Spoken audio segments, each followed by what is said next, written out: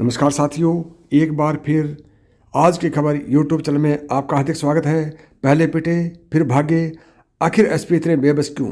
Police force तमाशा बनी रही, चुनाव या आदिवासी एक्ट की सेडरी पुलिस। अभी खबरें विस्तार से। छत्तीसगढ़ के नारायणपुर से नए साल की शुरुआत में आदिवासियों के गुस्से की खबर आई। उसके अगले दिन यानी 2 जनवरी को एक वीडियो सामने आया जिसमें महिलाएं नारायणपुर पुलिस के एसआई को पीटती नजर आई। फुटेज में पुलिस भागती दिखी और महिलाओं समेत भीड़ उसका पीछा करती रही। दरअसल पूरा मामला छत्तीसगढ़ में ईसाई मिशनरी और आदिवासियों के बीच टकराव है। कहा जा रहा है कि ईसाई मिशनरी कथित रूप से धर्मांतरण कर रही है। नाराज भीड़ ने पहले चर्च में तोड़फोड़ की, इसके बाद यह टकराव हिंसा में तब्दील हुआ। भीड़ ने पुलिस पार्टी पर हमला किया जिसमें एसपी का सिर फूट गया। हिंसा और बवाल के बीच सवाल यह है कि आखिरकार जब भीड़ एसपी पर हमला कर रही थी तो पुलिस ने बल प्रयोग क्यों नहीं किया? जब हमारे इस सवाल का जवाब खोजा तो 3 अहम वजह सामने आई। आदिवासियों के लिए बनाया गया कड़ा कानून, सरकार की तरफ से एक्शन के आदेश न होना, राज्य में इसी साल होने वाले विधानसभा चुनाव, अनुसूचित जाति जनजाति एक्ट 1989 के तहत पहले शिकायत होने पर एफआईआर के बगैर गिरफ्तारी का प्रावधान है। गिरफ्तारी के लिए पहले से मंजूरी लेने की जरूरत भी नहीं होगी। इसके तहत सीआरपीसी की धारा 438 के तहत अग्रिम जमानत भी नहीं दी जा सकती। ऐसे मामलों में केवल कोर्ट यह तय कर सकता है कि मामला कायम करने में कानून की धारा 18A के तहत किसी के मौलिक अधिकारों का ध्यान रखा गया है या नहीं।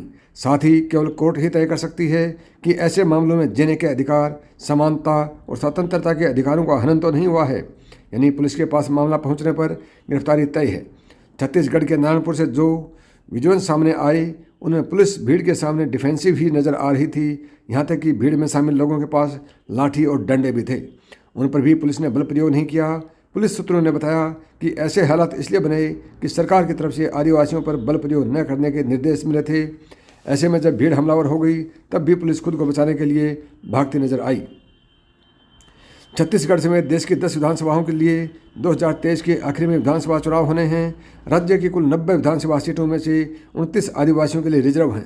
चुनाव से चंद महीने पहले कोई भी राजनीतिक पार्टी राज्य की 1/3 सीटों के नतीजे तय करने वाले आदिवासी समुदाय की नाराजगी मोल नहीं लेना चाहेगी। यह भी एक वजह है कि इस मामले में नाराज आदिवासी लोगों पर सख्ती नहीं बरती गई। छत्तीसगढ़ के नारायणपुर में विवाद शनिवार रात से शुरू हुआ था।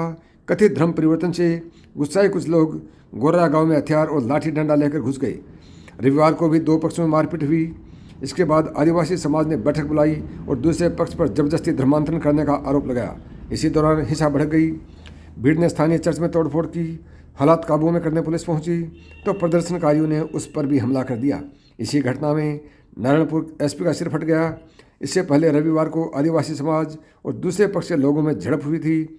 हिंसक भीड़ ने एड़का थाने के टीआई पर भी हमला कर दिया। इलाके को छावनी बनाया गया। 5000 जवान तैनात नारायणपुर जिला मुख्यालय में शांतिनगर स्थित हैं। इस इलाके में ज़्यादातर ईसाई समुदाय के लोग रहते हैं। ग्रामीण की भीड़ इसी इलाके में घुसी। आईजी सुंदरराज पी समेत 4 IPS ऑफिसर नाराज लोगों को समझाने वहां पहुंचे थे। कोडागांव से अतिरिक्त पुलिस बल को भी बुलाया गया। धर्मांतरण को लेकर छत्तीसगढ़ के नारायणपुर जिले में पिछले कई दिनों से माहौल तनावपूर्ण बना हुआ है। इस दौरान हमले और झड़प भी हुई। इससे पहले 18 दिसंबर को ईसाई धर्म अपनाने वाले आदिवासियों को उनके गांव से निकाल दिया गया था, जिसके बाद में यह तनाव बना हुआ था। छत्तीसगढ़ के नारायणपुर जिले में धर्म परिवर्तन को लेकर सोमवार को आदिवासी संगठनों का प्रदर्शक हिंसक हो गया। भीड़ ने यहाँ एक चर्च में तोड़फोड़ की। बीच बिचाव करे जब पुलिस पहुंची तो प्रदर्शनकारियों ने उस पर भी हमला बोल दिया। इस घटना में जिले के एसपी का सिर फट गया है।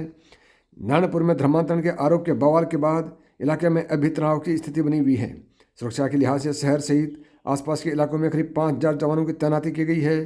शांतिनगर और बंगलापारा वार्ड में हालात सबसे ज़्यादा खराब थे। इस मामले में 35 से 40 लोगों को हिरासत में लिया गया है।